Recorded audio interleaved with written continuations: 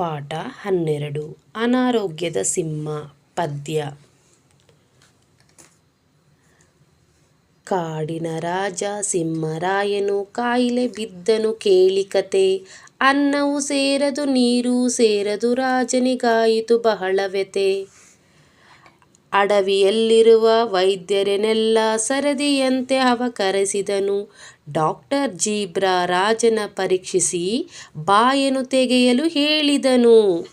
ವೈದ್ಯರ ಆಜ್ಞೆಯ ಮೀರದ ಸಿಂಹ ಬಾಯನ್ನು ತೆರೆದು ತೋರಿಸಿತು.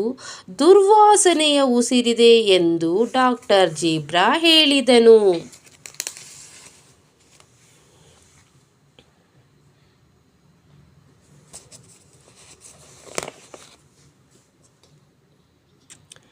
ಹೀಗೆ ಹೇಳಲು ಎಂಥ ಧೈರ್ಯ ಎನ್ನುತ್ತ ಸಿಂಹವು ಗರ್ಜಿಸಿತು. ಸತ್ಯವ ಹೇಳಿದ ವೈದ್ಯನನ್ನು ಬೈದು ಹೊರಗಡೆ ಓಡಿಸಿತು.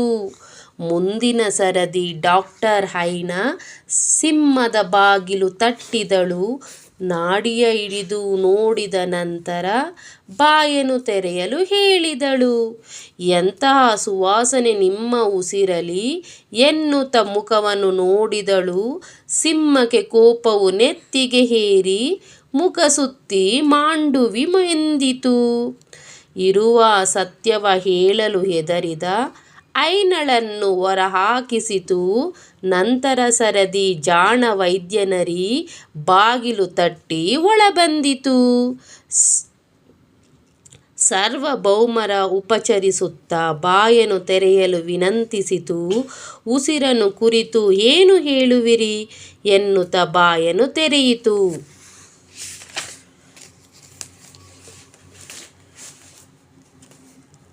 ಚಾಣಾಕ್ಷ ನರಿಯು ತಕ್ಷಣ ಹೇಳಿತು.